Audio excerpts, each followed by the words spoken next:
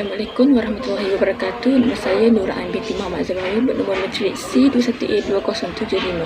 Hari ini saya akan membentangkan ulasan artikel pengenalan.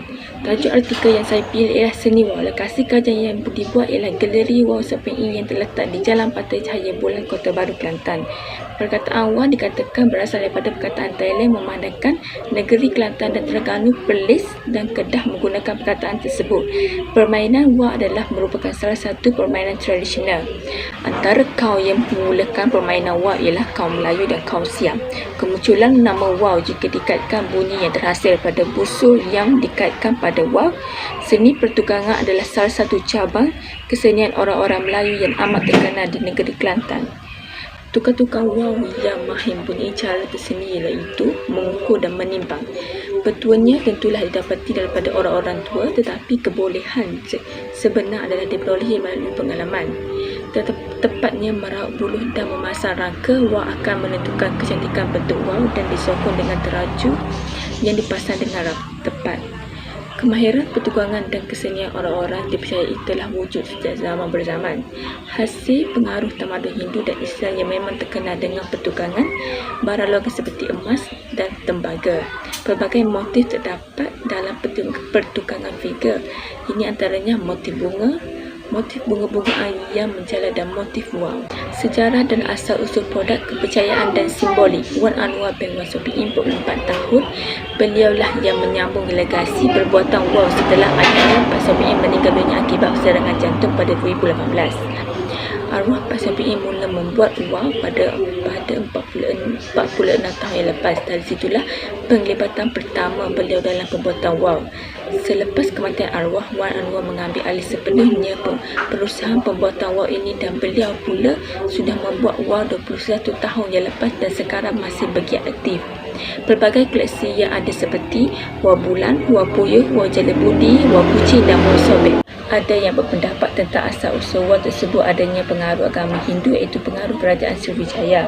Tetapi arwah Pak Sobi'in pernah berkata Wow Bulan tercipta daripada peredaran bulan di langit kerana bentuknya yang melambangkan bulan iaitu dari bentuk bulan sabit, bulan separuh dan bulan penuh. Beliau juga mempamerkan Wow dan membuat demonstrasi pembuatan Wow dalam program kebudayaan anjuran Lembaga Jabatan Pelancongan Malaysia. Beliau juga mengembara ke luar negara ke negara-negara seperti New Zealand, Australia, Jerman dan Jepun. Antara sumbangan dan pencapaian cemerlang beliau, Pak Sobi'in telah dilantik sebagai Master Craftsperson of Wow for Wow Making iaitu Adiguru Craft Wow pada tahun 2006. Pada tahun 2020, Wan Anwar pula mencipta sejarah tersendiri apabila beliau terpilih untuk menerbangkan Wow Bulan ciptaannya ke Busan, Korea. Wow tersebut dibawa menaiki kapal terbang ke negara itu seperti promosi Tahun Melawat Malaysia pada 2020. Merupakan satu-satunya wakil dari negeri ini yang terpilih untuk membawa seni kebudayaan Kelantan ke Korea. Kepercayaan dan simbolik pada pandangan beliau adalah melambangkan kepercayaan dalam kekeluargaan yang penuh dengan pelbagai cabaran. Keindahan Wow yang dimasukkan ini bukan sekadar kehalusan ragam hiasan pada penciptaan semua motif yang terselindung, malah sebaliknya mengikuti daya imajinasi jiwa pencipta iaitu pencipta sendiri. Pelbagai motif terdapat dalam pertukangan figure. Antaranya ialah motif bunga-bungaan dan motif Wow. Selain itu, sejarah Wow juga dikaitkan dengan kisah bahawa busur Wow ini memiliki 12 bahasa, 12 ragam dan melambangkan negara atau daerah. Reka bentuk yang digunakan dalam penghasilan produk. Pemilikan Galeri Wow Pak Sobi'in adalah semua jenis Wow yang ada di Malaysia yang dihasilkan oleh beliau sejak dahulu lagi sehinggalah sekarang ini.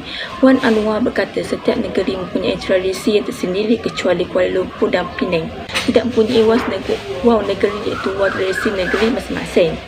Wow Puyuh merupakan Wow negeri Kelantan dan Wow Bulan pula tidak lagi menjadi Wow tradisi negeri Kelantan kerana ramai yang menganggap Wow Bulan sebagai Wow kebangsaan di setiap negeri pada abad ini.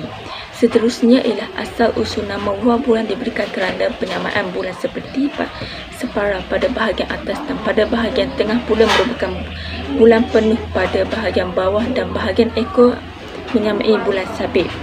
Wah bulan yang sudah siap pula harga akan mencecah dalam RM150 ke atas kerana penghasilan wah bulan memakan masa yang agak lama untuk disiapkan, manakala wah bulan besar pula memakan masa sebulan setengah untuk menyiapkannya. Dari segi saiznya, wah bulan dibentuk dengan saiz yang lebih besar berbanding wah lain. Bidang biasa adalah sepanjang 2.5 dan ketinggian 3.5 meter untuk memastikan corak yang terdapat pada wah tersebut kelihatan jelas. Seterusnya ialah bagi pemilihan wah warna yang terang dan corak yang lebih besar menjadi pilihan. Wah bulan dikatakan telah bermula pada zaman kerajaan Sriwijaya yang mengikuti legenda mula digunakan oleh seorang putera bernama Dewi Muda. Selain itu, tukang-tukang wah yang mahir mempunyai cara tersendiri dalam mengukur dan menimbang wah ketika meraup buluh rangka wah. Betulnya ialah meraup buluh dan memasang rangka wah yang menentukan kecantikan bentuk wah dan disokong dengan teraju yang dipasang dengan tepat. Reka corak bermotifkan awan larat pada bahagiannya adalah menghasilkan kebanyakan wah yang dihasilkan dengan warna-warni. Kelantan dan Terengganu sehingga kini masih mengekalkan tradisi pembuatan wah yang menarik. Selain itu, dijadikan untuk permainan, ianya juga sebagai hasil kraf tangan dan hiasan dinding yang menarik pada setiap rumah. Motif-motif tumbuhan yang biasa digunakan adalah berasal dari putih bunga, bunga kembang, buah dan buah atau wah yang menjalar. Nilai estetik dalam sebuah ukiran diambil kira pada keindahan ukiran, konsep komposisi, pemilihan bahan dan teknik dan kemasan. Kemahiran Pak Anwar yang merupakan si pengukur bergantung pada faktor alam persekitaran dan kepercayaan turut mempengaruhi nilai estetik seni wah. Konsep dan olahan idea pada motif ukiran mampu menambah nilai sebuah penghasilan berseni dalam karya ukiran. Kaedah melalui mengambil gambar, meniru alam, menggayakan alam dan memujarajatkan alam dapat dihasilkan dengan mudah dan mengukir akan lebih menghayati ukiran yang dihasilkan. Fungsi dan penggunaan produk. Sebelum berlakunya wabak penyakit COVID ini, Wan Anwar banyak menyertai acara pertandingan di luar negeri itu Johor pada bulan 2, bulan 5 biasanya di Pantai Genting, Tumpak, Kelantan dan bulan 3 di Bintulu, Sarawak pada bulan 8. Manakala pertandingan diadakan di Johor pada bulan 2 kerana adanya perayaan Tahun Baru Cina, manakala bulan 5 di Kelantan sempena cuti sekolah pertengahan tahun. Wan Anwar berkata beliau tetap menghasilkan wah walaupun pertandingan tidak diadakan sejak berlakunya wabak penyakit COVID kerana wah yang dihasilkan olehnya dapat dijadikan sebagai hiasan rumah. Tidak semua wah yang dihasilkan olehnya boleh dijerupakan dengan setengah wah juga tidak boleh dijerupakan. Sebagai contoh, wah mempunyai saiz yang kecil dan ada juga wah yang besar tidak boleh dijerupakan kerana harga kelemahan dan rasa sayang untuk diterbangkan. Pada masa dahulu, wah sering dimakan selepas menuai padi kerana untuk permainan wah ia bukan sahaja memerlukan kepakaran untuk membuatnya, tetapi juga kawasan lapang dan tiupan angin yang sesuai untuk menaikkannya. Jika dahulu ia dianggap sebagai permainan tradisional yang hanya dimainkan di kampung-kampung, terutamanya negeri Kelantan, antara wah yang biasa dimainkan oleh penduduk kampung dan yang terkenal di Kelantan ialah wah bulan, wah daun, wah kucing dan wah itik. Itu rakyat Malaysia melalui Majlis Pelayan Malaysia telah memandang wah sebagai salah satu pendekatan yang memperkenalkan Malaysia serta budaya ini di peringkat dunia. Di peringkat nasional pula telah diwujudkan pertandingan wah tradisional serta wah ciptaan iaitu wah kreatif dalam festival yang diadakan bagi mewujudkan suasana yang lebih meriah. Dengan adanya pemikiran kreatif dan kritis oleh setiap mereka wah kini semakin menarik hingga mendapat pengiktirafan ke peringkat antarabangsa. Ditambah pula pesta yang dianjurkan oleh negeri kita yang diikuti oleh setiap negeri lain. Selain itu juga revolusi wah jadikan perhiasan sebagai rupa dan corak yang direka untuk memenuhi permintaan pelanggan yang datang mencurah setelah perjualan wah dikomersialkan sehingga ke peringkat antarabangsa seperti wah bulan, wah Jawala Budi, wah Holan dan wah lain lagi. Wah turut dijadikan identiti masyarakat Melayu untuk menarik kedatangan pelancong ke negara ini.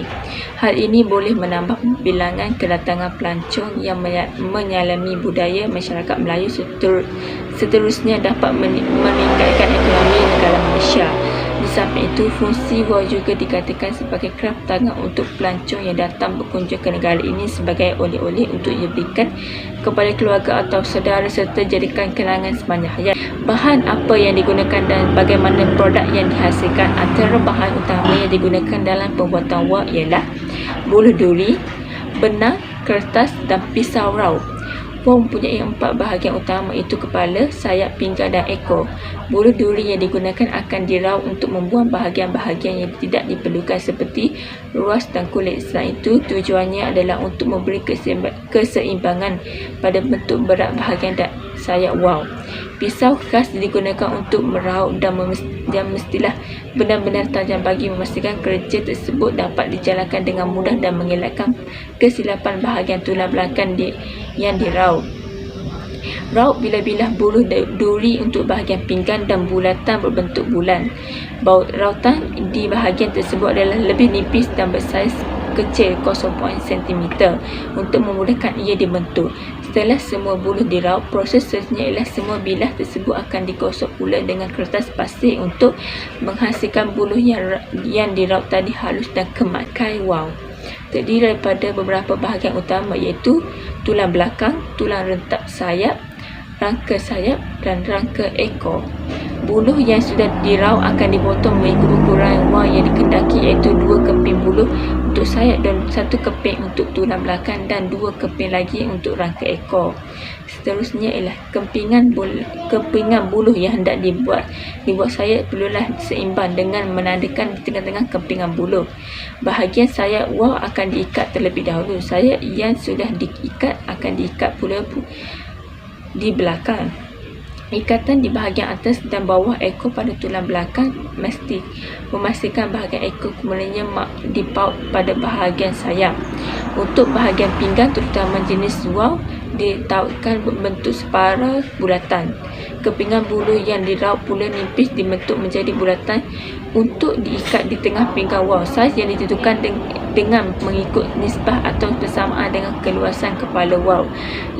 Langkah terakhir ialah membuat kepala wak, iaitu dengan mengikat separuh daripada kepala wak dengan sayap dengan jarak 2 inci dari tulang belakang. Setelah bingkai wak siap, untuk lapisan asas yang dipanggil tanah akan dipasang pada wak. Tujuan supayanya ia tersebut tahan lasak dan kerana sifat utama kertas tersebut lebih kenyal dan tidak tembus angin. Ukiran lukisan. Antara langkah-langkah tersebut ialah lipat 4 kertas warna untuk bahagian sayap dan lipat 2 untuk bahagian ekor. Memulakan melukis dari bahagian dada hingga ke hujung sayap. Seterusnya adalah bagi bahagian ekor pula, corak yang hendak dilukis mestilah sama dengan corak di bahagian sayap. Corak akan ditampal pada kertas warna lain, biasanya warna emas, dengan menyapu gam di belakang kertas corak.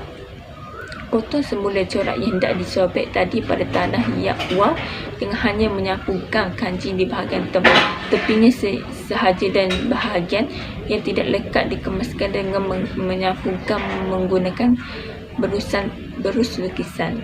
Selain itu, pada bahagian belakang wak tidak dilekatkan dengan kertas hiasan dan lukisan sobek, hanya mempunyai 3 atau 4 lapisan sahaja.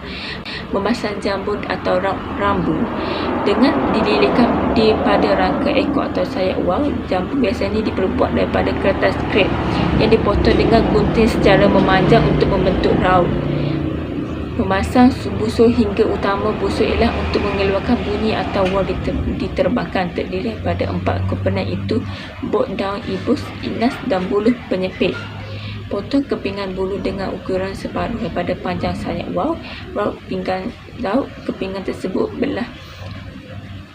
Untuk membuat inas, buluh Cina sesuai digunakan dan dipotong sebanyak 2 cm dan ditembuk di bahagian tengah besar saiz busur. Setelah ketiga-tiga komponen dicantumkan, lekatkan busur tersebut pada kepala wak dengan menggunakan buluh penyepit dan kemudian diikat menggunakan benang nilon. Yang telah siap dipasang akan ditimbang terlebih dahulu sebelum dinaikkan supaya bahagian kepala dan sayap menjadi tak timbang. Ini akan mengelakkan wak menjadi berpusing. Penyediaan teraju wak yang sempurna adalah penting sebelum sebuah wak itu diterbangkan. Ia akan mempengaruhi kedudukan wak supaya terbang dengan baik. Setelah itu, wak yang telah siap diikat dengan teraju. Kemudian dinaikkan wak mestilah dalam keadaan yang bertentangan dengan arah tiupan angin dan mestilah adalah dalam keadaan tegak. Akhir sekali ialah wak mula diterbangkan ke udara. imbangan sayap ekor dan teraju wau akan menjadi sebuah wau terbang dengan sempurna dan terapung-apung ke udara. Kesimpulannya ialah seni wau yang merupakan permainan tradisional sejak dahulu lagi haruslah diperluaskan dan dipertahankan supaya tidak dilupa begitu sahaja oleh generasi-generasi baru yang akan mewarisi setiap legasi wau di negara kita ini. Warisan tradisional ini haruslah dikekalkan kerana ia adalah identiti budaya bangsa Melayu dan juga warisan yang diturunkan oleh nenek moyang terdahulu. Kini permainan wau mula popular di kalangan masyarakat padan dan tidak lagi terhad di luar bandar sahaja.